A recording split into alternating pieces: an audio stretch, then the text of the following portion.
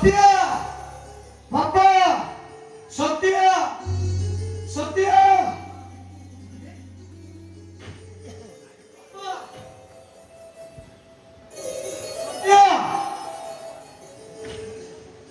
ବାପା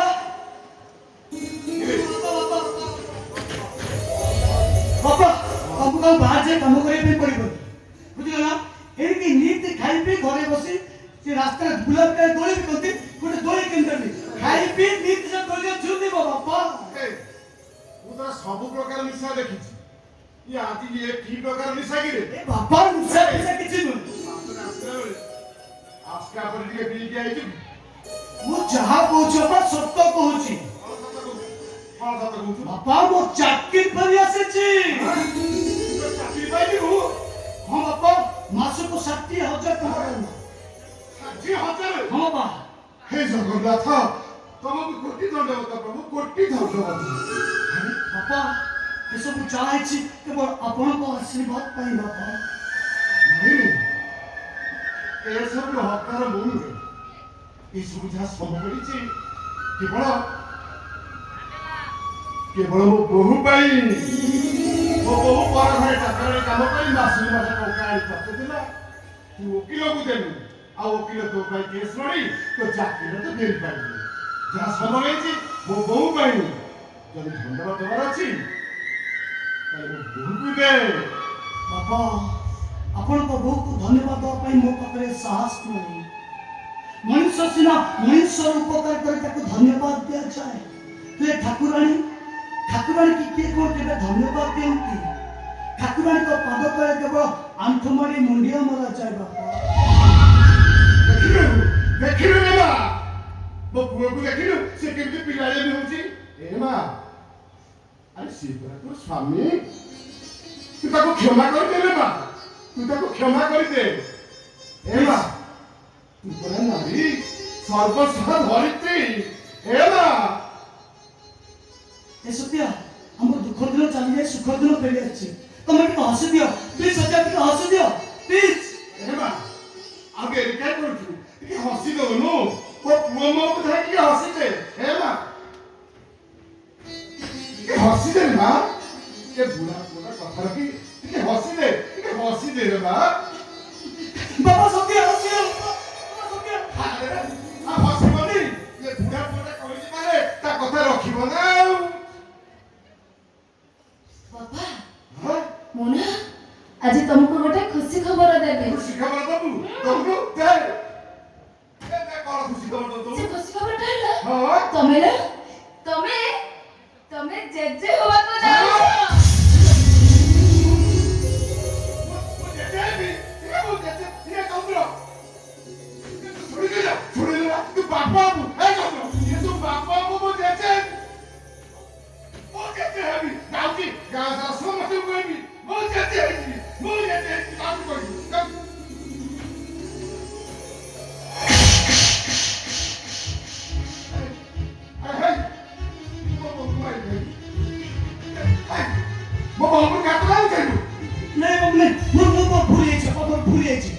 ବାପା ଆମର ଟିଭି ନାହିଁ ତ ସେ ଡକ୍ଟର ବାବୁଙ୍କ ଘରେ ଟିଭି ଥିଲା ହଁ ସେ ଟିଭିରେ ଗୋଟେ ଏମିତି ନାଟକ ଥିଲା ହଁ କଣ କଣ କଣ ହଁ ସେ ସ୍ୱାମୀ ମାନେ ସାବଧାନ ନାଟକରେ ଏମିତି ଗୋଟେ ଦୃଶ୍ୟ ଥିଲା ସେ ଦୃଶ୍ୟରେ ମୋ ବାବୁ ଏଇ ମୋ ହାତଟା ଉଠିଗଲା ବାପା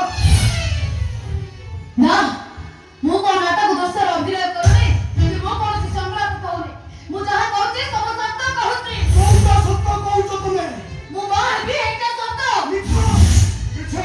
କାହିଁକି ମିଛ ଆରେ 2 ବର୍ଷ ହେଲାଣି ବାହାଘର ହେଇଗଲାଣି ଘରେ ରାତିକି ରାତି ବି ନାହିଁ ମନଟା ଯାହା ମୋର ଟଙ୍କା ବୋଲି କଣ ହଉଛି ଆରେ ଭଗବାନଙ୍କ ଦୟାରେ ଯଦି ସେତକ ମୋ ଘରକୁ ଆସେ ମୋର ରାତିକି ରାତି ହେଇଯାଏ ଏଥିରେ ତ ତୁ ଖୁସି ହବା କଥା ତୁ କାହିଁକି ଟେନସନ ହଉଛୁ କାହିଁକି ବାପା ମୁଁ ତମକୁ କେମିତି କହିବି କେମିତି ବୁଝେଇବି ମୋତେ କିଛି ବୁଝେଇବା ଦରକାର ନାହିଁ ମୋର ରାତି ରାତି ଦରକାର ମୋତେ କିଛି ବୁଝେଇବା ଦରକାର ନାହିଁ ବାପା ଆମ ବାହାଘରକୁ 2 ବର୍ଷ ବିତିଗଲାଣି ଏଇ 1.5 ବର୍ଷ ଭିତରେ ଆମ ସ୍ୱାମୀ ସ୍ତ୍ରୀଙ୍କ ଭିତରେ କୌଣସି ଶାରୀରିକ ସମ୍ପର୍କ ନାହିଁ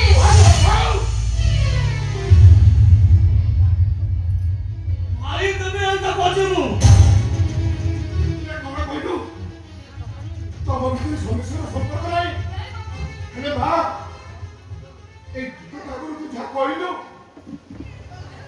ମୁଁ ଯିବା ପାଇବି ଏ କଥା କଣ ମିଛ ବା ନାଇଁ ବାପା ଏ ସବୁ ସତ ମୋ ତାହେଲେ ମତେ କଣ ବୁଝିବାକୁ ହବ ଯେ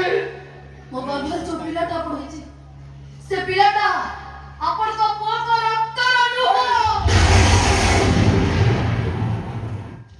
ସ୍ୱାମୀ ଭାଇ ପରାପୁର ସହିତ ପାପ ସମ୍ପର୍କ ରଖିଥିବା ତୁ ଗୋଟେ ଚରିତ୍ର ହେଲା ବେଶ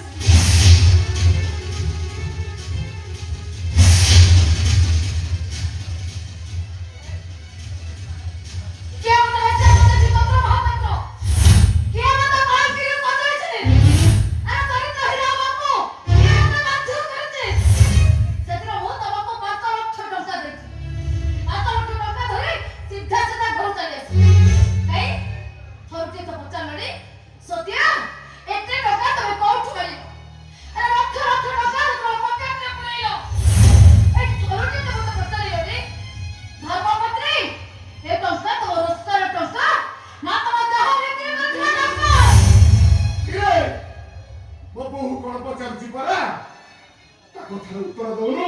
ଘଣ୍ଟଟା କରି ଛିଡ଼ା ହେଇଛୁ କାହିଁକି ପୁଅରେ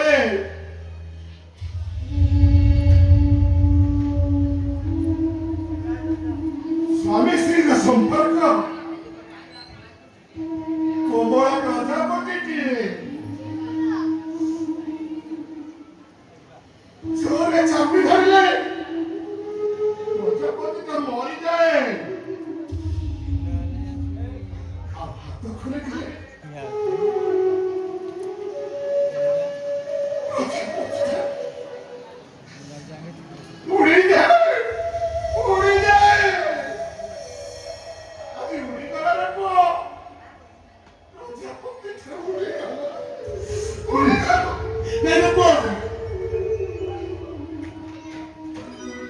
ମୁଁ ପ୍ରଜାପତି କି ଉଡ଼ିବାକୁ ଦେବିନି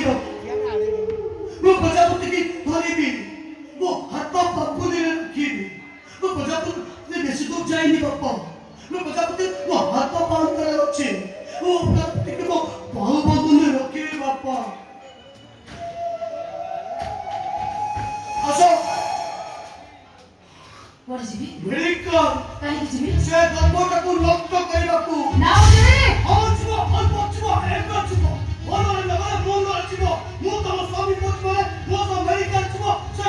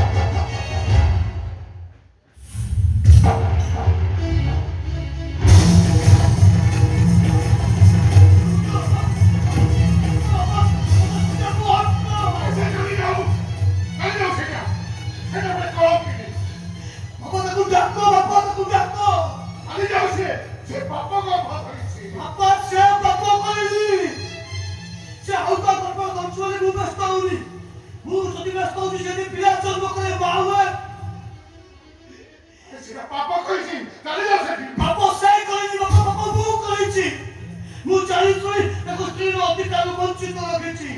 ତୁ ଜାଣିଛୁ ତାକୁ ସ୍ୱାମୀର ସୁଖ ଦେଇନି। ଆରେ ସବୁ ତ କରିଛୁ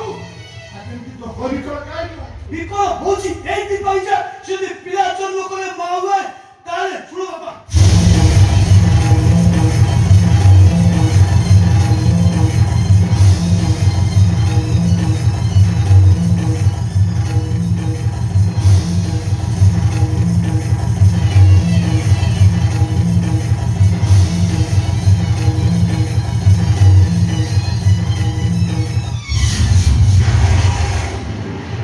ତାହେଲେ ସିଏ ମରିଯିବ।